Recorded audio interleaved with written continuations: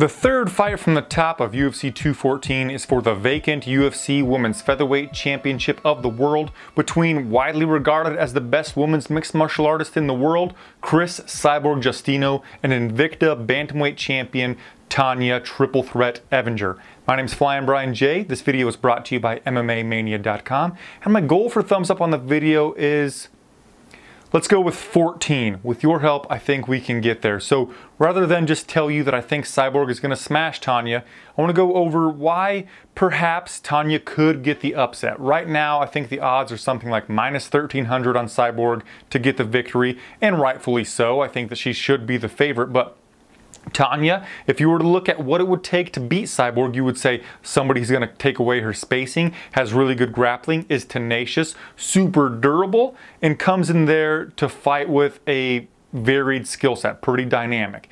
And I think Tonya Evinger has all of those things. Of course, she is known as a wrestler. She wanted to wrestle at the Olympics, but they didn't have her weight class, so she brought her talents to mixed martial arts.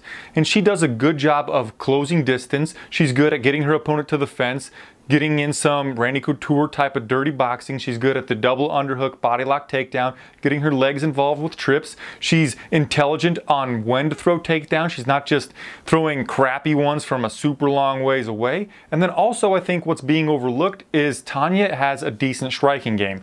She actually possesses a decent amount of power for her frame. And I say that because I would describe her body type as being kind of like Gumby. You know, she's long, she's spindly, and yet against Colleen Schneider, 2 opponents ago, she dropped Colleen in the second round with a not very vicious looking left hook. So evidently in that long frame of hers, she possesses quite a bit of power. And then of course, she's very tenacious, she's very durable, and she could stymie the offense of Cyborg Justino. Because if you look at the fights from Cyborg that have gone, I don't know, past the 4-minute mark against fighters like Daria Ibragimova, Marlos Kunin, and Lena Landsberg, they all pressed Cyborg up against the fence, took away her spacing so Cyborg couldn't get off on her vicious striking combinations, and they were able to pull the fight into the later part of the first round. For Marlos Kunin, she took it to the 4th. Daria took it to 4:58 of round number 1, and Lena Landsberg actually survived into the 2nd round. If you look at Cyborg's record, she hasn't lost since 2005, but those 3 women that I just mentioned perhaps gave her some of her stiffest competition. Marlos Kunin for sure, because Marlos was able to get a takedown for just a little bit on Cyborg, but then Cyborg muscled her over and got top position. So on the tail of the tape, Evinger and Cyborg are really close. I think Evinger is 1 inch shorter and is at a 1 inch reach disadvantage. And if you look at him on the stage doing face-offs, of course Cyborg's wearing heels, but they're almost the same height. But then you look at Cyborg and she is just so much thicker, and she's going to use that to her advantage. If Tonya were to close the distance, push Cyborg up against the fence, Cyborg is really good at muscling double underhooks, switching her opponent to the fence, and then kneeing them to the body, making them really pay for closing the distance on her, like she did against Lena Landsberg, some just of the most violent knees to the body you're ever going to see. And then she doesn't really need to get her feet into play to get a trip takedown with the body lock. She'll just muscle her opponent to the ground. And perhaps where she is the most violent and the most vicious is with her ground and pound. So if Tonya is unsuccessful with a takedown and Cyborg is able to switch her over, that's not going to be a good thing for Tonya Evinger. In the striking department, I mentioned that Tonya, she does have a decent striking arsenal. She's got a good, intelligent lead hand. She does have surprising power in that lead hand with her left hook. She has a good overhand right, a la Team Alpha Male. That's who I think of when I think of the overhand right.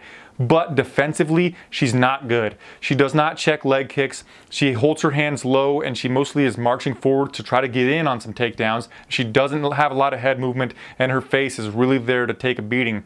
And Cyborg, she has good low kicks, which again, Evinger isn't going to check. Cyborg at super range, she will vary up her strikes to the body, to the head. Once it gets in close, she mostly is going to be throwing the Vanderlei Silva double hooks to the head, but every once in a while she'll rip it to the body, which will bring her opponent's guard down so she can attack the head even more.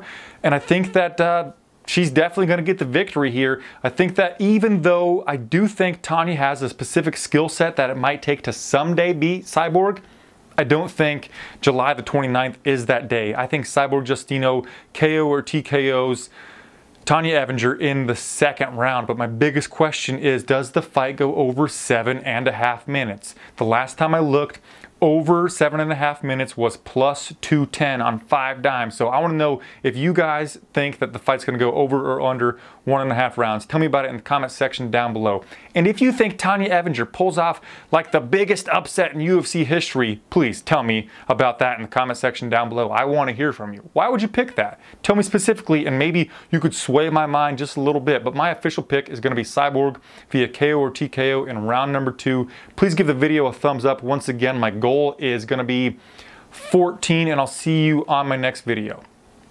The reason I say that Evinger poses a specific threat that Cyborg hasn't really saw is in Cyborg's UFC career, like they gave her Leslie Smith in her UFC debut, and Leslie is not going to look for takedowns. We've got a bigger fighter who hits super hard against a volume striker who, though like a Diaz, they need to accumulate the damage before they can get their opponent out of there. I look back at that fight and I do think it was a little bit of an early stoppage, but do you really think Leslie Smith is going to come back from that? No.